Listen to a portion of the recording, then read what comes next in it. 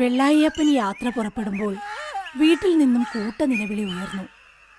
അപ്പുറത്ത് അമ്മിണിയുടെ വീട്ടിലും അതിനും അപ്പുറത്ത് മുത്തുരാവുത്തൻ്റെ വീട്ടിലും ആളുകൾ ശ്രദ്ധാലുക്കളായി, വിഷാദവാന്മാരായി.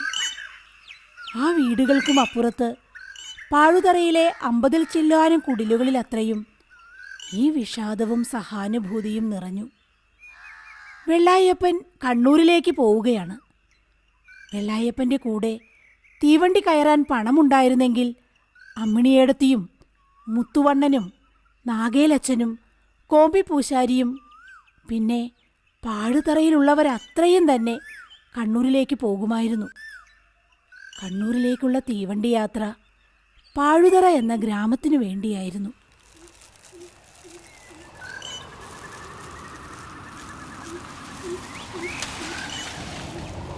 ദൈവങ്ങളെ, തമ്പരാക്കന്മാരെ! ചവിട്ടടിപ്പാതയ്ക്ക് ഇരുവശവും നിന്ന കരിമ്പനകളിൽ കാറ്റ് പിടിച്ചു.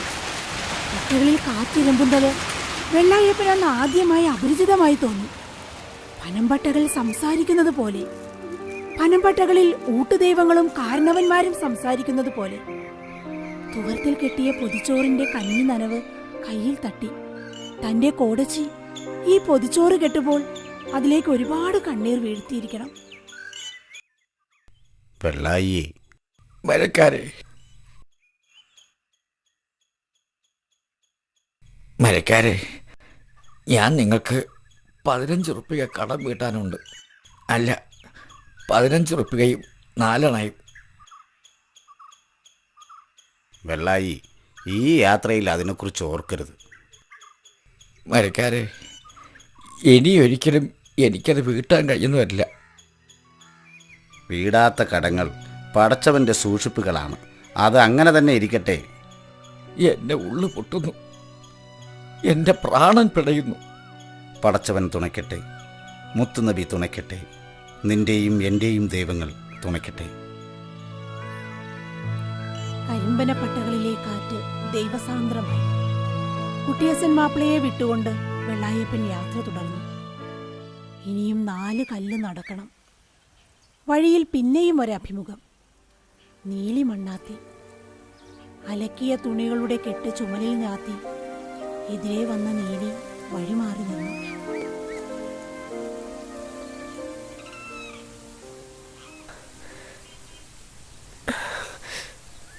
വെള്ളായിച്ചോ? നീലിയെ,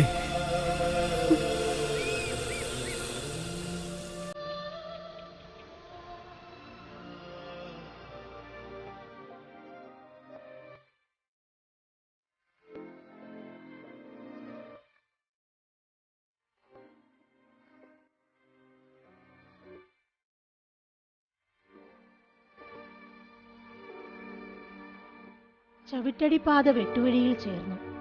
വെള്ളായപ്പൻ വെട്ടുവഴിയിലൂടെ നടന്നു. വെട്ടുവഴി പുഴയിലേക്ക് ഇറങ്ങി. പുഴ കടന്ന് മേട് കയറിയാൽ പിന്നെ തീവണ്ടി ആപ്പീസിലേക്കുള്ള വഴിയാണ്. പുഴമണലിൽ നിന്ന് വെള്ളായപ്പൻ പുഴവെള്ളത്തിലേക്ക് ഇറങ്ങി. കാൽവണ്ണയെ തഴുകിക്കൊണ്ട് പരൽമീനുകളെ പേറിക്കൊണ്ട് പുഴ ഒഴുകി. പുഴയുടെ നടുക്കെത്തിയപ്പോൾ കുളിയുടെ അനുഭവം വെള്ളായപ്പനെ തളർത്തി. അപ്പൻ്റെ ശവത്തെ കുളിപ്പിച്ചത്, മകനെ അവൻ്റെ കുട്ടിക്കാലത്ത് കുളത്തിൽ കുളിപ്പിച്ചത്, ഇളം ചൂടുള്ള വെള്ളം, അതൊക്കെയും ഓർമ്മിപ്പിച്ചു. പുഴ കടന്ന് അപ്പുറത്തെ മേട് കയറുവോളം വെള്ളായപ്പൻ കരഞ്ഞു.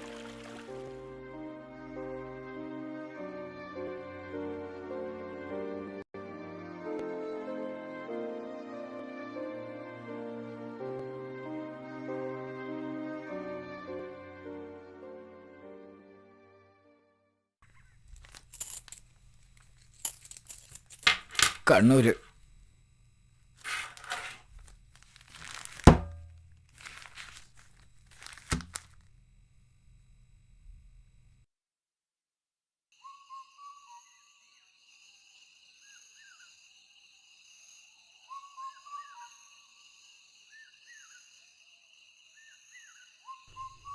കോയമ്പത്തൂർക്കാ?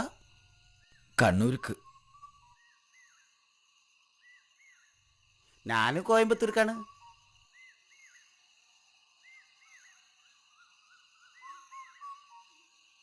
കണ്ണൂര് വണ്ടി 10 മണിയാകും.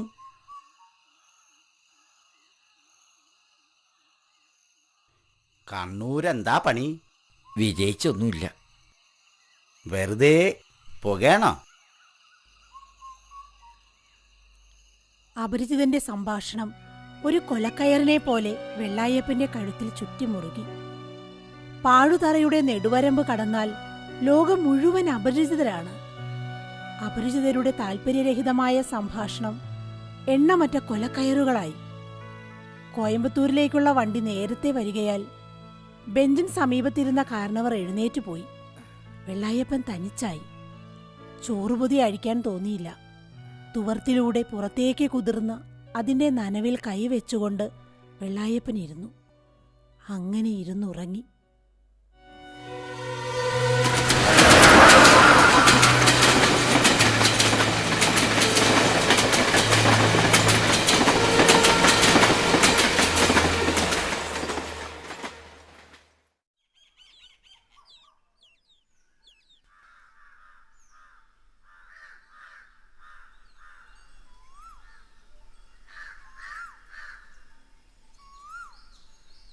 എങ്ങോട്ടായി രാവിലെ? എന്തായത്? എൻ്റെ കുട്ടി ഇവിടെ ഉണ്ട്. ഈ പുലർച്ചെ ആരാ വരാൻ പറഞ്ഞത്? ആഫീസ് തുറക്കട്ടെ.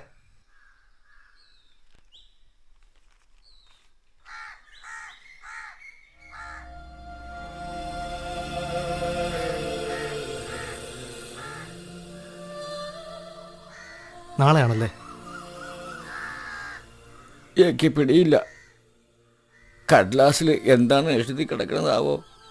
അതെ, നാളെ രാവിലെ 5 മണിക്ക് തന്നെ.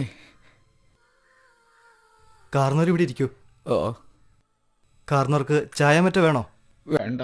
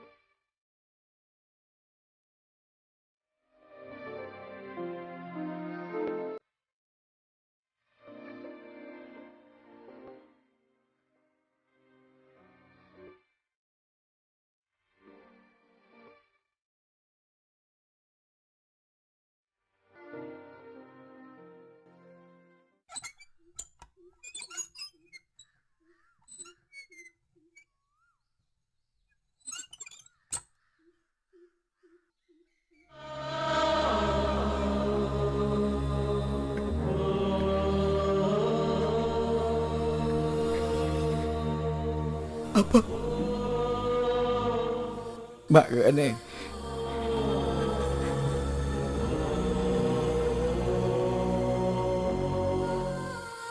മകനെ, നീ എന്ത് ചെയ്തു? എനിക്ക് ഓർമ്മയില്ലപ്പാ. മകനെ, നീ കൊലപാതകം നടത്തിയോ? എനിക്ക് ഓർമ്മയില്ല. സാരമല്ല മോനെ, ഇനി ഒന്നും ഓർമ്മിക്കേണ്ടതില്ല.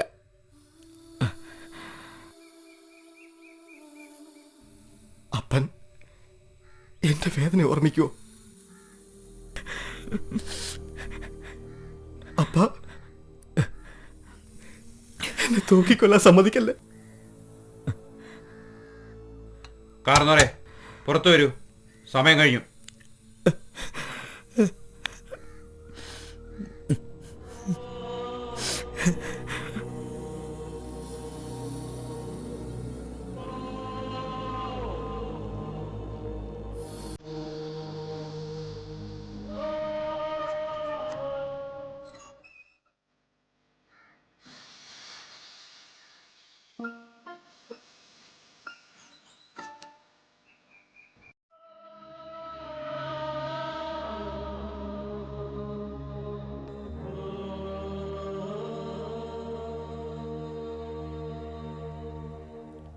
ജയിലിന്റെ പരിസരങ്ങളിൽ വെള്ളായപ്പൻ അങ്ങുമിങ്ങുമായി കാത്തുകിടന്നു.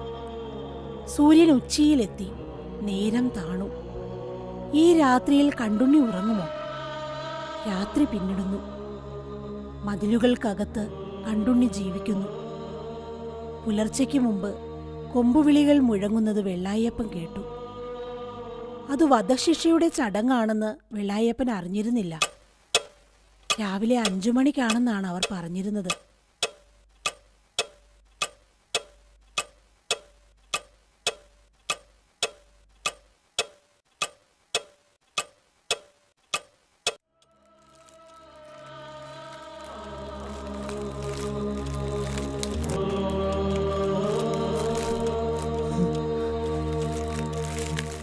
ഒരു പേറ്റിച്ചിയെ പോലെ തൻ്റെ മകന്റെ ദേഹത്തെ വെള്ളായപ്പൻ പാറാവുകാരിൽ നിന്ന് ഏറ്റുവാങ്ങി.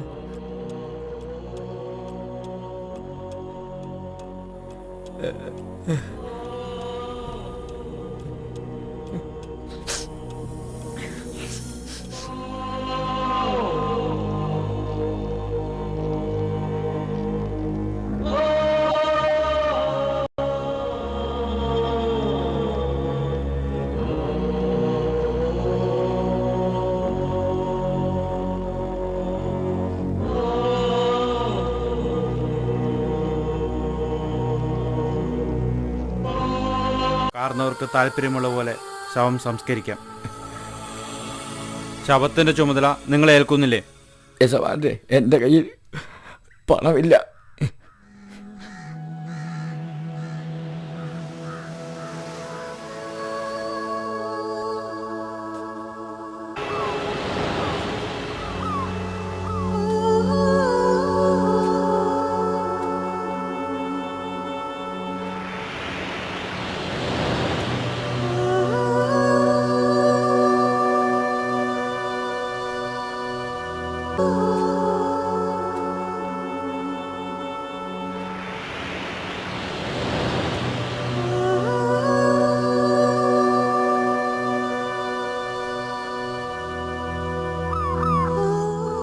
മണ്ണു മൂടുന്നതിന് മുമ്പ് കണ്ടുണ്ണിയുടെ മുഖം വെള്ളായപ്പൻ ഒരു നോക്ക് കണ്ടു.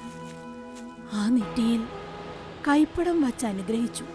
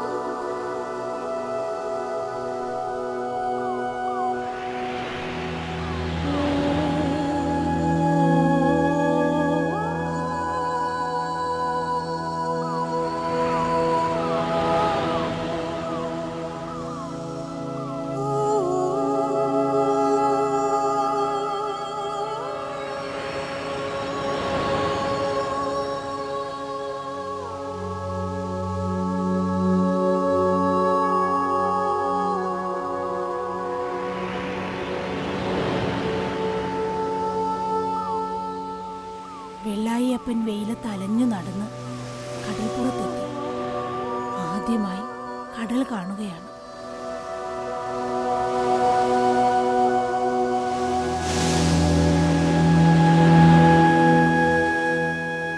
കൈപ്പടങ്ങളിൽ എന്തോ നനഞ്ഞു കുതിരുന്നു. ഓടച്ച് കെട്ടിത്തന്ന പുതിച്ചോറാണ്.